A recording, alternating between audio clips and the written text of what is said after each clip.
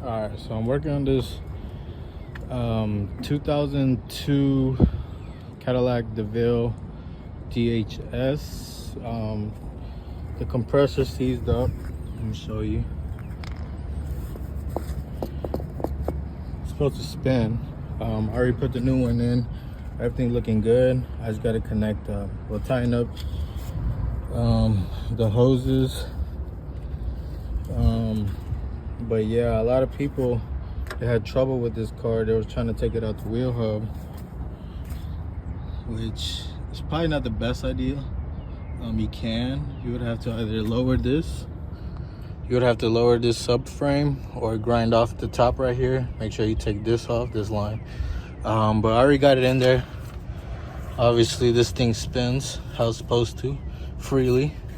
You do have to take the alternator off.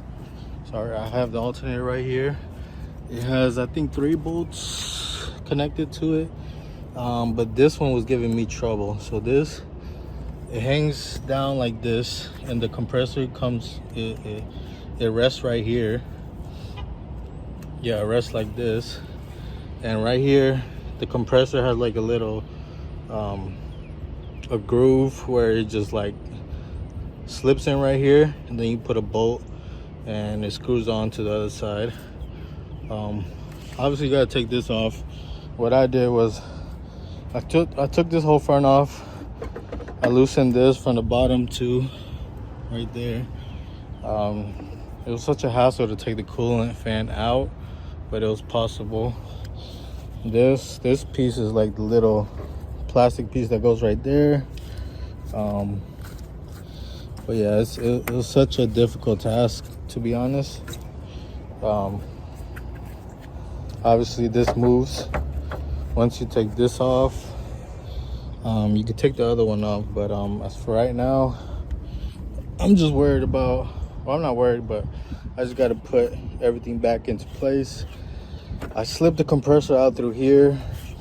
Just be careful not to mess up the radiator. And yeah, I slipped it out through here. I had to move this stuff out the way. Obviously, I had some help. The owner, he helped me just take a lot of this stuff off before I came. It was pouring down, raining. I got super wet yesterday. Came back today just to finish it because I did not want to keep getting wet. And yeah, so I got everything out the way. I just got to reinstall everything. So I took the compressor out this way, much easier. I took the alternator out first, obviously. Took it out this way. So now I'm just putting everything back how it was.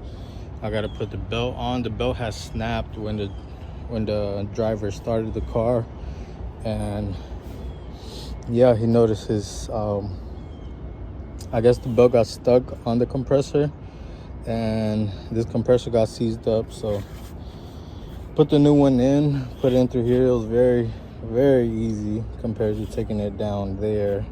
I've seen people take this off. You really don't have to. It would help, but you would have to drain, obviously, the coolant. And we're right outside his job, so I didn't want to do too much. And plus, I didn't really need to. But I'm gonna go ahead and screw everything back how it's supposed to be. And yeah, we should be good. Everything should start up nice. Obviously disconnect your battery if you're working on the alternator or touching it. You don't want any sparks or any damage. So yeah, time to put everything back how it was. All right, excuse me, my camera is a little blurry or dirty.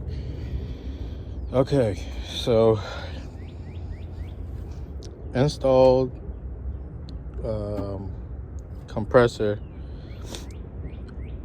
I had to take the fan out to slide the alternator and the compressor out. Took the alternator out because it had like a little, you could kind of see they have this compressor has like a little groove right here to where the alternator like literally latches on in between. So it's kind of like a little puzzle piece. Wow, this job right here turned into a 3-day job, no lie. The radiator, man, this thing, I had to go through two radiators to get to this one. Hopefully it doesn't leak. Nothing leaking right now. I have a drain bucket down there, but that was the leaks from those two. I'm waiting on the customer. Is gonna go get some water. I'm at his job, so he's gonna get some water.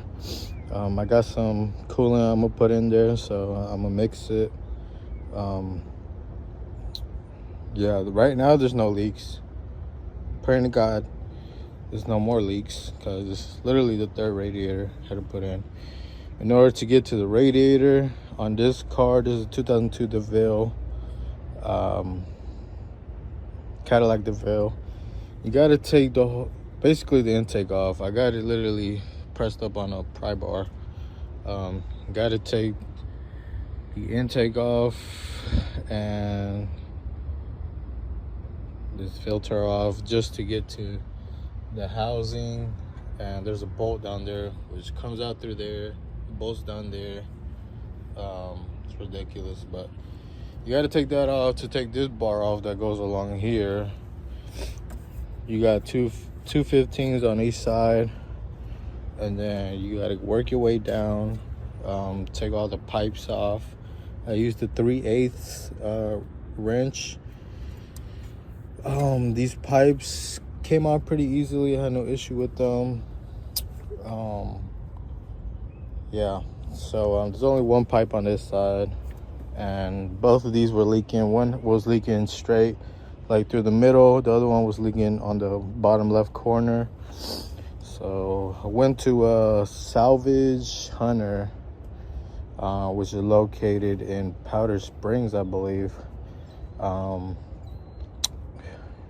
Picked this one up this morning at 9 o'clock. As soon as they opened, came straight over here. I got a couple more customers waiting on me.